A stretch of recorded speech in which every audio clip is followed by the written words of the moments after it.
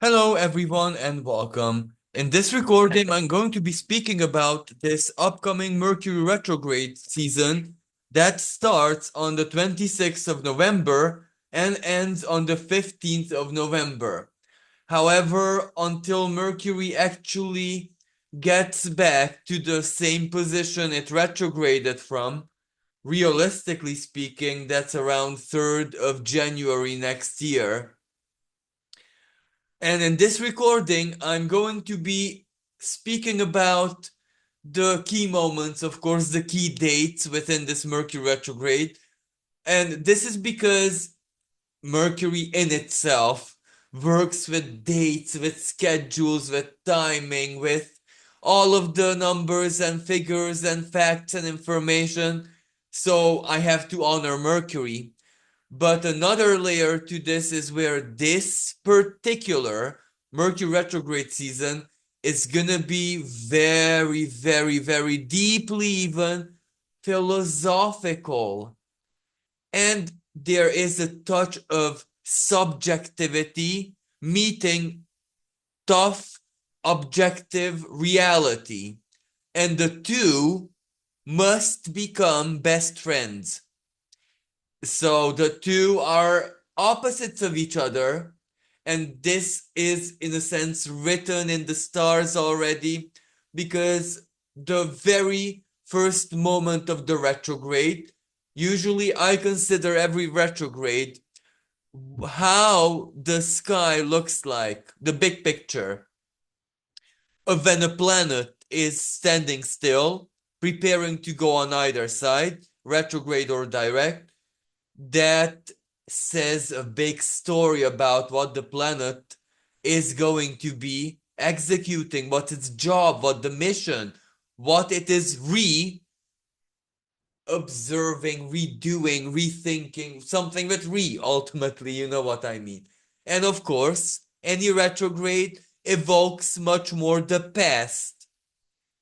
So it is things that stem from usually the past. However, Sagittarius is a very futuristic sign. And let's begin Mercury retrograde by actually saying that it is in the sign of Sagittarius. So Sagittarius adds the philosophical depth to it. Sagittarius adds where we really need to find the meaning, which is subjective, we give it, of whatever theme might be activating in our lives, but there's a big collective touch as well. And the collective touch might be, in a sense, indirect, because Sagittarius rules the international, and Mercury, the mind, is focused on what is happening internationally for obvious, very obvious reasons. There is a touch of concern there, right? So that is very self-explanatory. And whatever news, communication, information, thoughts, etc. comes from there makes us think and analyze and ask and answer questions that only we can give to ourselves, to our lives, to our worldview, to our both the most rudimentary perceptions of existence and life to the highest possible ones, according to our own limits, our own limitations, mental or in philosophy, regardless. But in order, remember, these two have to become good friends, not just be somewhat at peace with one another. Because an opposition, the in any situation, the two planets or the two energies, let's say like that, face each other. They're opposing each other, like a duel almost. But many things can come from a duel, right? Sometimes aggression.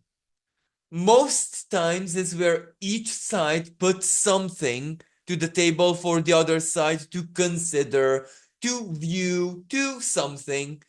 And based on that, a different balance is going to be standing. Or sometimes when, let's say, it's an opposition that happens every single year, it's nothing really new. Like, for example, when it's an opposition between our natal Mercury and the transiting Mercury, it happens so often. Or the moon and our natal something, it happens so often. That can very well be the same energy, same different day, because it's really our inner clockwork. But when it's such a powerful opposition, which gives it a certain kind of exotic nature, power, strength, and another astrological setup as well, which I'm going to be speaking about a bit later, that they're a mutual reception. This makes it powerful. This makes it not the usual thing. This gives it depth, and this gives us an extra, almost like burden. Saturn, yes, will be part of the picture in this Mercury retrograde. Burden, responsibility, duty, pressure on the self to answer questions regardless of how subjective they are. Sometimes in life we have to give the meaning of things, not vice versa. Sometimes in life the answers to the most subjective things are not gonna lie in philosophy books, are not gonna lie in what the great mind of this century, that century, or contemporary said things or whatever. Not gonna lie in sacred texts. They're gonna lie in each man's heart. Or, well, actually not or, because I wanted to correct myself, but no, heart is very important in this Mercury retrograde season, because Mars is gonna hold aspects with Mercury at the end of the retrograde. So Mars is in Leo, the heart. The heart will say the final word, literally. So yes, the heart is very much there. A lot of healing is there as well, because if you look at my screen, exactly the moment when Mercury starts its retrograde standstill in the sky, it does so. Well, on one hand, what I spoke about, opposition to Jupiter, mutual reception, and the need to make our lowest perceptions and our highest philosophical meaning we give to life, good friends, allies, associates, because an opposition, what results of an opposition? Conflict, but sometimes marriage, right? Some seventh house, opposing the self, the marriage, the partnership, friendship, the handshake, the contract. So an opposition many times is everything we could possibly need in one form, whatever that may take. And this is our job, to make it a good marriage, to make it a good partnership. The two sides of our being, two sides of our existence. The lowest perception, the everyday rudimentary survival logic, the basic Mercury, but also Sagittarius, the opposite of Gemini, Jupiter's domain, the highest meanings of life, right? Our highest aspirations and knowledge and the big dream, not the personal ego dream, but the big dream we all share, Sagittarius. And another element that is going to be very, very on fire is the law. Anything that has to do with legal. in our own personal lives that may be extraordinarily subjective, as in our sense of how we, for example, feel, but that feeling is more like how we understand philosophically, in that sense, a situation. Is it fair? Is it not fair? Where would fairness lie? You know what I mean. Thinking about justice in any situation, in our personal lives, and but internationally, collectively, sorry. This isn't even a forecast, because we see it already play out. Hence, Mercury was in shadow already. So the International Court of Justice. What happened there, everyone knows. But what power does it have? How honest it is? What are the true colors of international players? All of that is on the show right now. So this is very tied into Mercury retrograde. Another element is travel, especially long distance travel. But long distance travel in our day and age is exactly co-ruled, so to speak, both by Sagittarius, borders, crossing borders in that sense. No borders, Sagittarius, because borders is Cancer. No, but you get what I mean. No borders is also a theme which has to do with border. And Mercury, the travel, the logistics. So airplanes, sky, traveling from A to another location, B, C, whatever. But troubles there. So the Boeing trials and aviation technology, the plus and minus as well. This hyper, super new tech, something, airplane or whatever technology fails, but some other new hyper, super new exceeds all expectations. Then there is space travel and things in space. But then there is Mercury and Sagittarius knowledge, trying to interpret knowledge that goes way beyond our present capacity in any way, shape, and form. Mercury opposing Jupiter, it's way too much for us. But that doesn't mean we're not looking at it. We're not observing it. It may be, I don't know, a big breakthrough. Some Hubble or one of the many space telescopes, or something actually happens in space and we observe it for the first time. How should I say this?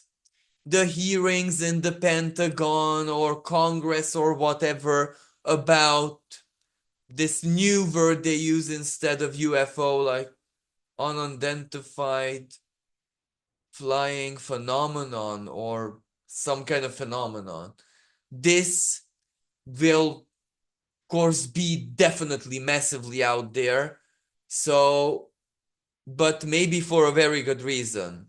Something linked to space or space travel technology or all of the above is gonna hit the news, because another aspect, Mercury in this standstill position holds a quincunx with Uranus, its higher octave.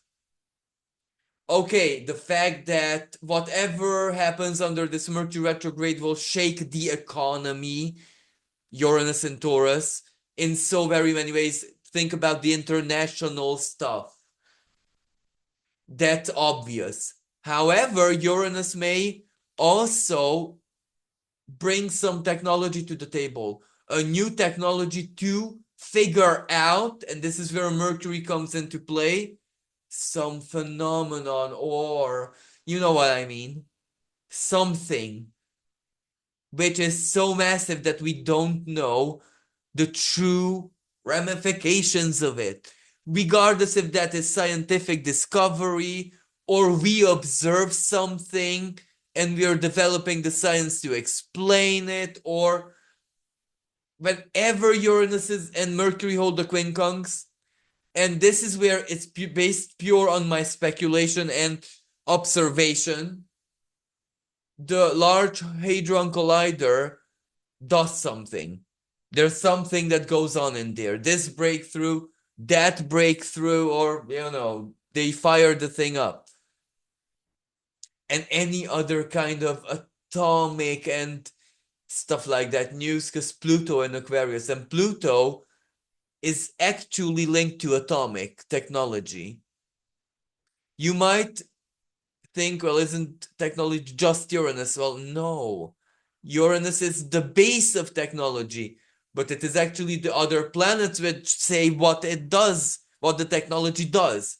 And we recently had, very recently, like a few weeks ago, Pluto Uranus trine. So of course technology is being developed, and radioactive or atomic or nuclear, and I don't necessarily say this in a bad way.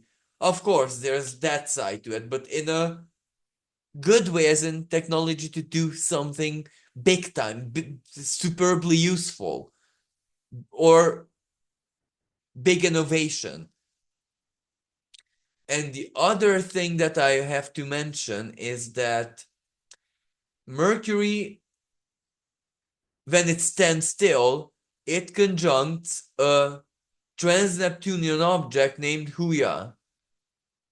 And this Huya is a Venezuelan rain god hunter archetype. So primal, masculine, divine masculine, and it controls rain. And it is linked to the indigenous Venezuelan people. So rain, controlling rain.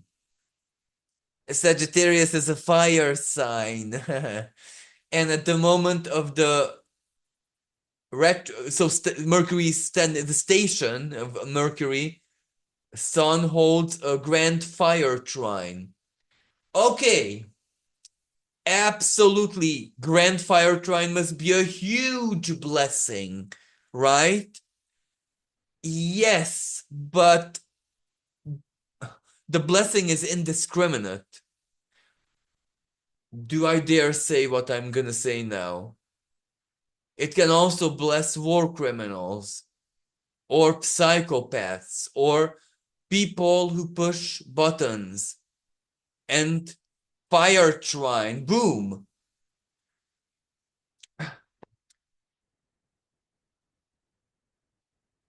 I don't even know how to word this.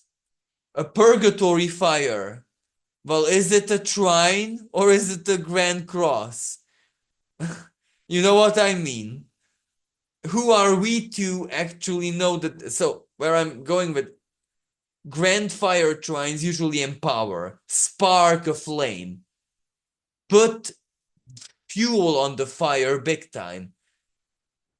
Rain of fire can be symbolic, literal, fireworks, or some kind of rockets, or meteor shower, or something happening in the cosmos. So this is where something is definitely gonna go on. Something is stirring up. Also at the time of the station, well, Mercury is also affected, and it affects itself, so mutually, whatever is in its home sign or signs. And Jupiter is in Gemini, and a fellow dwarf planet, Orcus, is in Virgo. So this also means that Jupiter squares Orcus. Both planets have somewhat to do with justice law. Orcus is a punitive force.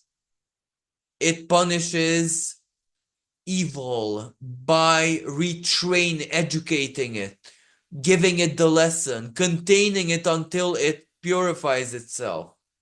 Unlike Pluto. So it's like an anti-Pluto, but does the same thing, does the same job, an entity of the underworld. But justice theme, Jupiter in Gemini, is usually secular justice. So the square here. So that means Mercury will square Orcus as well in the sign of justice, Sagittarius. So again, justice, justice, justice. Yeah. But all of this is relevant in our own lives as well, actually. What happens in our own individual lives is the most important issue, because the Grand Fire Trine, one of its connectors, or how you say it, one of the points of the triangle is the North Node in Aries. Self, very, very strongly, insistingly self energy, like it or not. Then Aries is also the host of Chiron, Mercury trine Chiron. All for the sake of healing, the positive change, breakthrough for healing, etc., etc. So things are on fire, really on fire. So let's move on. Another detail. Jupiter quincunxes Venus, the two benefics in astrology. Jupiter, the big benefic, Venus, the lower benefic. Venus in the sign of Capricorn, she means business. Let's make it real. Whatever we do, decide, let it have an impact. But it's at quincunx, so it doesn't have impact. It doesn't do anything. It has no power. And the sheer horror of observing where law is zeroed down. It has no power. It is mocked, laughed at. And Venus is in shock. This is the quincunx between the two. In our own lives, this is where, isn't it a fool errand to give a positive, optimistic, actually, I can't even think of a better word than optimistic. Meaning, because remember, we have to give meaning to everything that happens in our lives right now, to something which is really not to smile about. How is it that we can see the usefulness, the good in the bad? It is almost like searching for gold in excrement, or some versions of the Cinderella story where she had to split, I forgot, two materials that were mixed together and splitting them up, like grain with, I don't know, other type of grain, or grain with corn, or coal with some, you get what I mean. So that's not easy. That's hard, that's heavy, that's painstakingly, but Saturn is the sacrifice here. We still need to give it a good meaning. It feels like a torture, but we must insistingly support our own faith, our own worldview, our own aspiration. Because of our worldview and our philosophy, we are the kings, the rulers, the sovereign beings in that, not vice versa. Jupiter, right? The king of the gods, but our inner Jupiter, the psychological function that is Jupiter within us, that makes us Jupiter. We are Jupiters in our lives. Or would we be wise to use it when it's given to us? So we have to fight for what justice, the correct worldview, truth, philosophy, faith, and everything that has to do with it means for us personally. This is not a very easy task, but this is what the Mercury retrograde is going to be about. Regardless of which area of life this is for you, there is going to be seeking faith and what is your truth and what is the meaning you want to give it, regardless if it's first house self, second house your values and value system, third house your lower mind, your perceptions, your relations with siblings, cousins, neighbors, but basically the way you communicate. Fourth house, real estate, family, home, motherhood, parenting. Fifth house, children, creativity, passion, sensuality, love, heart. Sixth house, routines, physical body, service, sacrifice. Seventh house, partnership, one-on-one alliance. Again, justice and your own philosophies. What based on what you love and aspire, dream of. Eighth house, what everything that we share with others, intimacy, how close we are to this and that, resources, inheritance, transformation, our own unconscious, and especially that which it spits out. Ninth house, foreign relations, law, justice, faith, higher aspirations, higher education, in everything that has to do with international. But ninth house is really our higher perceptions, our relation with the universe, with the divine. 10th house, soul path, career. I don't even have to say anything about this. 11th house, friends, social connections, our shared aspirations with others, with the collective aspiration, collective dream, how our political opinions and how lovable we feel. 12th house, inner world, our secrets, our unconscious, our karmic stuff, past lives, etc., etc.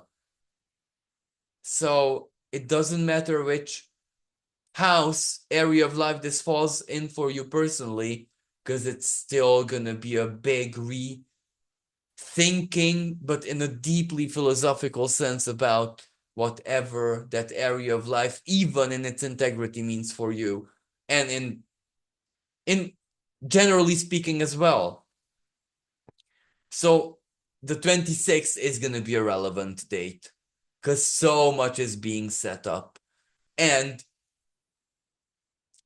the essence of this Mercury retrograde is going to be the T-square it will hold with Saturn and Jupiter. The T-square Mercury and Jupiter will hold with Saturn. This is the correct way of saying it. Saturn in Pisces, what is moral, what is not? What comes from spirit and what is imposter? What is psychopath, pure psycho, and what is justified? What is Christ? What is Antichrist? I'm sorry, but these are in building structures, the backbone of, the leaders of. Religious leaders are going to be under massive pressure, absolutely. But any other type of head of Saturn who takes responsibility for injustice, Mercury and Jupiter both gonna square the Saturn. But let's get to that date. I'll in more detail when we get there. So, but we must start with the fact that the essence of this retrograde is gonna be what we do with that T-square when we get there. So another relevant moment within this Mercury retrograde is going to be the 5th of December. So let's get to the 5th of December.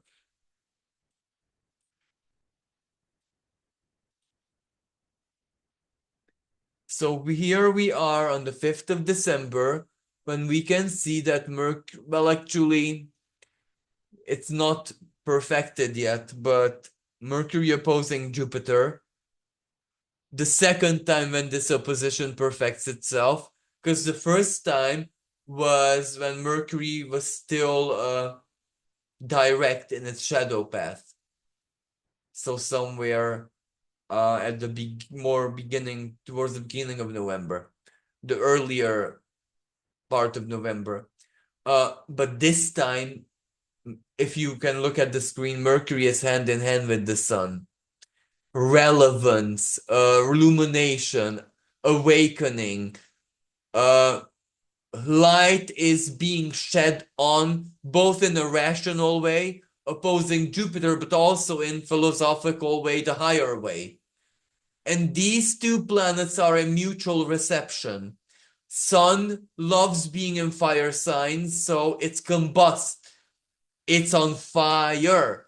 The sky is on fire. The internet is on fire.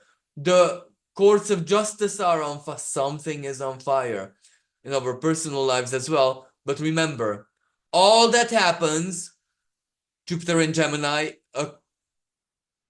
how should I even explain it?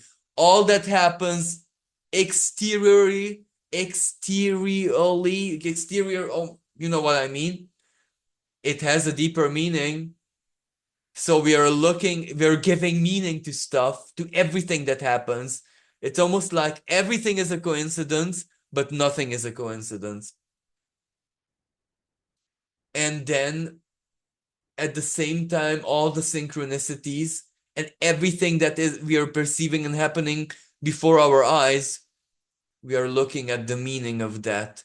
The universe is a mirror. Reality is going to be a mirror, but a mirror where we also need to give what we see the meaning of, because the reflection itself is going to be empty. We need to determine what it means for us personally. So, and the sun is going to already hold a square with Saturn, a reality check. And this is really, really important because it just sets up further the upcoming T-square that I spoke about earlier. Now on the 6th of December, moving on, Mercury conjuncts the sun. This is very, very important because it's, on one hand, again, fiery, because the sun combusts this. Mercury is reborn, burned by the passion of the sun, but put it into context. Sagittarian. All of this is Sagittarian. And they both together, they hold a square with Saturn. Something happened big time in the courts of justice, and there's a struggle, there's a battle of what is it true, is it not true, or this is a heated battle between morality and Pisces, the subjectivity of it. It's based on feeling. And remember, both Pisces, Sagittarius have to do with religion. And Saturn is in this conversation really because Jupiter will join in, remember? Actually, Jupiter is part of the square already, just that Jupiter's square is not very exact and not as strong yet. But this goes against dogma. This goes against tradition. This goes against religion. This says, let's put religion aside because it is just Capricorn. When religion kills, it's no longer sacred. It's unholy. It fell from grace. We need a different one. Or freeing ourselves. This is what the energy says. But also replace religion with our own belief system. Outside of religion, what we allow ourselves as a being, who we are in the universe as a being, what position we wish to take. This is deeply philosophical. Then, so under this Mercury retrograde, this is when big communication, big news. So, news with travels, So let's now for a second put it practically into context for your life. Documents, travels, redo, rethink, redesign, within that this is a big important moment because you understand it, you get the picture, it turns productive, constructive. You are seeing things for what they are. From the most practical sides, I'm fixing my computer. I have the date final, even if it's a bit inconvenient. You know what I mean? And then from this date onward, Mercury retrograde season becomes more and more constructive, productive, and so on. But also, things complicate themselves because the battles are more heated, become more heated. Another relevant date is the 7th. Well, actually, I spoke about this already when Mercury perfects its square with Saturn. What is true, what is not true? What is moral, what is not? Religion, this religion, that religion, or within the same religion. The heads of the religions are under pressure. Courts of justice, international limitations, flooding, water, rain. Remember Huya? Rain, flooding, water, the destructive force of water, something happens within the water, maritimal issues. Then we move on to the 15th of December, when Mercury will station again, but this time to go direct. And this is important because on one hand, Mercury holds a trine that will never perfect itself, but it doesn't matter. It's still a very powerful and useful trine with Saturn. With Mars in Leo, fire trine. And we can still consider it this a grand trine, but it's not the sun holding it, but Mercury. That grand fire trine, now it's real. Now it's on. Now it's burning deeper than ever. It's really, really important. And Mercury also sextiles Venus, who now is already in the sign of Aquarius, having conjuncted Pluto. She's different. She's transformed. She learned her lessons. Remember her quincunx with Jupiter. She's a different Venus now. So, and then moving on, as Mercury will start to progress forward, the 27th of December, Mercury opposes Jupiter for the third and final time, but now we have the T-square already very, very powerful and tight and operational. So the T-square, you can see it, Mercury, Saturn, and Jupiter. I didn't do that right, did I? Mercury, Saturn, and Jupiter. So the point of the T-square points to Saturn. Restrictions, limitations, the traditional, the past, how it always used to be, needs change. Why? Because Mercury and Sag demand change. Jupiter in Gemini, retrograde, Jupiter retrograde, demand change. Gemini is every source of communication, and Gemini, the energy of brotherhood. Everyone's a bro in regards to something common. Most people, internationally even, are bros in a certain topic. So that where everyone's a bro is pressing on Saturn to give way to the new. Pluto in Aquarius supports this, the revolutionary part, the community, the fraternity, the humanitarianism. Venus, the same degree as Sagittarius as Mercury same degree as Aquarius, as Mercury, started his retrograde from the 22nd degree. So Venus in Aquarius, collective love, collective everything that has to do with Venus, even value, money, crypto, all of that as well, absolutely, and how we feel about technology. Then another important moment is 1st of January, when Mercury trines Chiron. And then another moment I want to show you is the 3rd of January, when Mercury is back to 22nd degree of Sag. And this is also very, remember how Mercury started, quincunx Uranus. Now the quincunx is back for the 3rd and final time. And this is like, what have we learned from all of this? That's the quincunx.